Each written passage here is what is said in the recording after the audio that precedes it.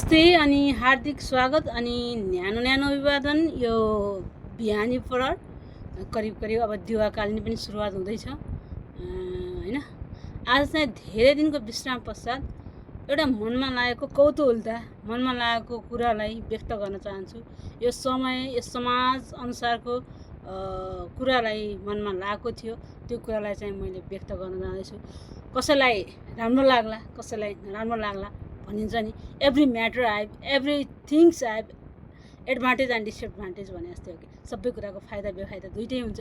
अब कसैलाई के बोल्यो होला भन्छ, नकारात्मक सोच्नेले त्यो भन्छ हैन, उसले आफ्नो मनको भाव व्यक्त गरे, पोजिटिभ सोच्नेले त्यसो भन्छ। हो, यहीँनिर डिफ्रेन्स भयो क्या। नेगेटिभ सोच्नेको नकारात्मक सोच गलत हुन्छ, पोजिटिभ सोच्नेको पोजिटिभ हुन्छ। त्यस्तै गरेर मैले आज यही विषयवस्तुमा केही कुराहरू मनमा लागेको कुराहरू हजुरहरूमा ल्याउन जाँदैछु।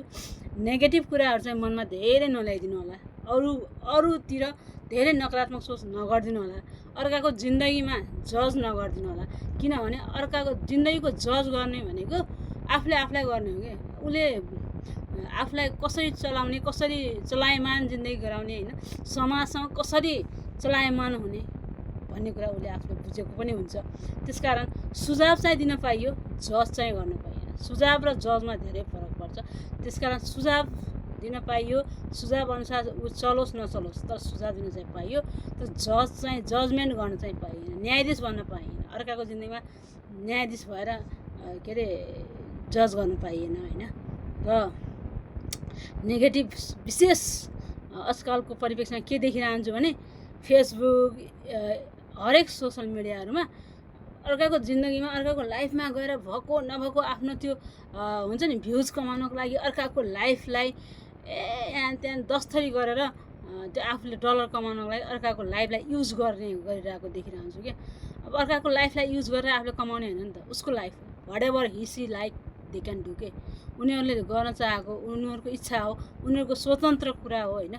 त्यही भएर कसैले पनि कसैलाई उसले यस्तो किन गर्यो, तैँले किन गरिस् यहाँ त्यहाँ नभन्नु होला। उसलाई पनि थाहा हुन्छ what's wrong and what's right होइन, सही के गलत के।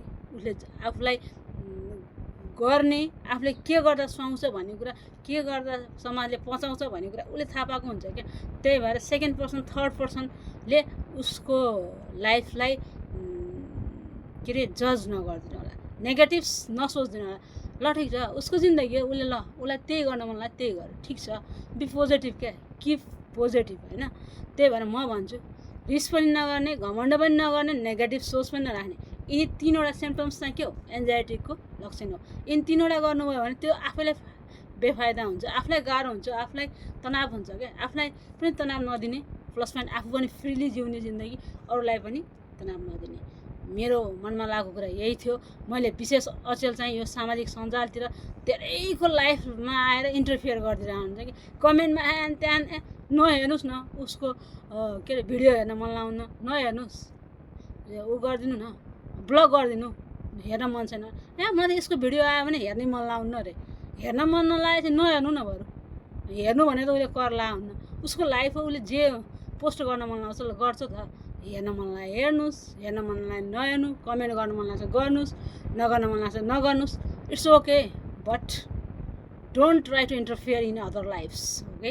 अर्काको जिन्दगीमा आएर इन्टरफियर गर्ने चाहिँ नगरिदिनु होला। यो मेरो चाहिँ मनमा लागेको कुरा हो र प्लस पोइन्ट सुझाव पनि हो है फेरि।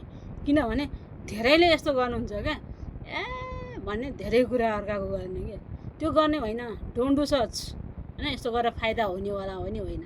ठिक छ, के सोच्नु भने बी पोजिटिभ तरिकाले कुनै कुरा अब उसले तपाईँले भने बमोजिम गरिदिनु भने ठिक छ, उसलाई त्यही गर्न मन लागेन, मसँग उसलाई चित्त बुझेन भन्नु, मनलाई पोजिटिभ तरिकाले लिनुभयो भने त्यो कुरो पोजिटिभ भएर आनन्द हुन्छ कि ठिक छ। अब जस्तो कसैलाई आफूसँग फोन कल गर्न मन लाउन्न, मेसेजको रिप्लाई दिन मन लाउन्न भने के सोच्नु, ठिकै छ, उसलाई दिन मन लागेन, उसको जिन्दगी हो भन्ने सोच्नु। घमण्डी भयो यहाँ त्यहाँ नभन्नु न। त्यो घमण्डी भयो यो त्यो भन्न थाल्नु फेरि नेगेटिभ भाइब्स हो क्या त्यो। के सोच्नुहोस् भने ल ठिक छ, if he see call receive the call होइन, फोन सन कसैले गर्छ भने रिसिभ गरिदिनुहोस् होइन, समय मिलेसम्म होइन।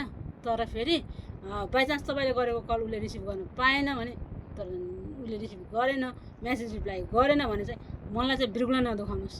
दुखाउँदै नदुखाउनुहोस् क्या, किनभने आफूलाई हर्ट हुने काम चाहिँ कहिले पनि नगर्नु। कि पनि स्माइलिङ फर एभर होइन, आफू चाहिँ खुसी हुनुहोस्, अरूको पनि खुसी हेर्न सक्ने क्षमता गर्नुहोस् क्या। अरूको खुसी, उसको रमाइलो, उसको लाइफलाई ओहो भने त्यो खुसी हेर्नै नसक्ने खालको त्यो मनमा नल्याउनु होला होइन। त्यो धेरै किसिमका मान्छेहरू मैले देखेको छु, भोगेको छु होइन।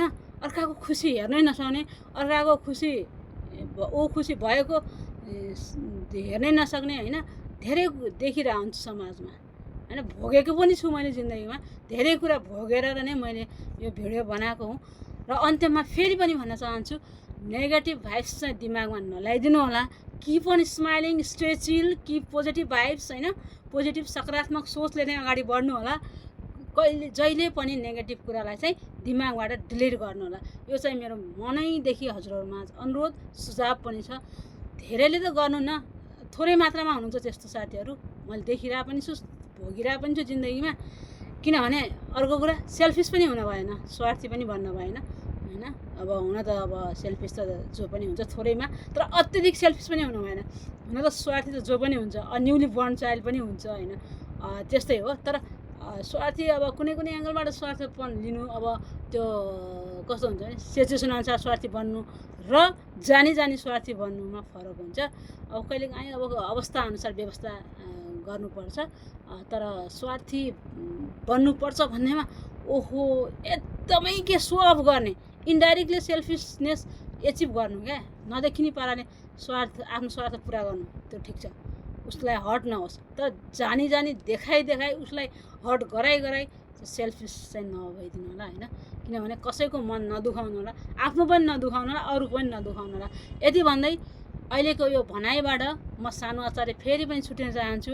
हजुरहरूको दिन शुभ रहोस्, स्वस्थ रहनु होला, मस्त रहनु होला होइन। आफू मुस्कान, आफ्नो ओठमा मुस्कान छाउनु भने सबको ओठमा मुस्कान देखिन्छ। आफू नै के अरे दुखी भएपछि अर्काको सुख देख्न सकिँदैन। त्यही भएर be first happy, then after try to see other happiness होइन। अरूको खुसी पनि हेर्न सक्ने सामर्थ्य लिनु होला भन्दै अहिलेको बसाइबाट फेरि पनि छुट्टिन चाहन्छु। शुभ दिन है त, स्वस्थ मस्त जिन्दगी रहनु होला। बाँचुन्जेल हाँसी खुसी जिन्दगी जिउने हो, कसैको रिस डा होइन गरेर जिन्दगी कट्नेवाला पनि होइन।